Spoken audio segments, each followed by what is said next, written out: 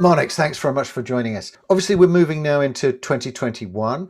How do you see the outlook for the markets where you're most active? Well, Richard, it's a good question because the answer sort of points to where we might be going, and that is at different speeds. We see that some markets are suffering. We're talking, of course, of retail and everything that is related to people living and coming to towns. On the other hand, residential activity throughout Europe is absolutely flying. As for offices, Richard, it's a fact now that people are going to be working more from home. I think less than one thinks, but they still will be 1 or 2 days from the office. I do think that cities will remain the vibrant centers that they have been for 5,000 years, and you're not going to turn that around. So that means that companies are absolutely downsizing, but they're at the same time upgrading their space. And this provides, of course, opportunity for developers which operate in that area. For those who have buildings that are older than 3, 5, or 7 years, I would say watch out because indeed you're in danger that your building is becoming obsolete because of the needs of this post-COVID area. And in terms of the countries, obviously, Germany, in terms of transaction volumes, did very well in 2020. How do you see, I suppose, the different geographies in 2021, Marnix? In any period of history when things are difficult, there is a search for quality. And here also, there is a search for quality. Quality is more expensive than ever. Second and third quality is actually going down and going down quite seriously. I think there will be lots of transactions for as long as there is market inventory to be sold, which is getting to be a problem actually.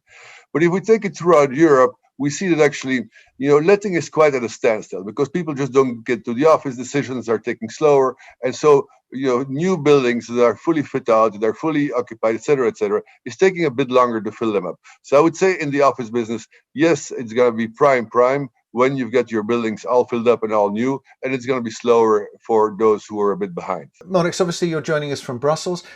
How do you see the Belgian market? The Belgian market actually looks quite good. And one very funny thing that I like to mention is that as well in Brussels as in Gdansk in Poland, we were able to sell 3-star hotels at pre-COVID prices. I mean, that's quite astounding. And it just goes to show that if you have the right product, there is so much cash in the market that whenever you have a product that really hits, that you're fine. So here in Brussels, like in anywhere in Europe, we're being hit with downward numbers of letting, and that, of course, is taking a hit on the market. At the same time, there is such a search for quality and for worthy and new generation buildings that these types of assets really fly out the door. We see exactly the same thing in residential. Whatever is residential is just really hot, and this transgresses into other markets like Luxembourg and like the French and Parisian market. In general, when you're looking at 2021, would you say you're kind of glass half full, glass half empty? How do you see the prospects? Richard, I'm a glass half full man.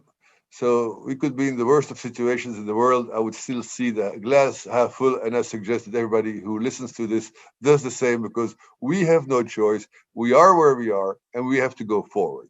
And we've done this since human beings are walking on 2 feet, and we're doing the same thing right now. So there is opportunity out there. Residential, office, logistics, medical. I mean, there are lots of things to work on and to develop, to buy, to lease. There is a real challenge in the urban environment in the sense that people want different things now in COVID and post-COVID. The world has changed and is changing. There is also social pressure all over the world and by the middle classes for the needs they feel they have, and they're not being addressed.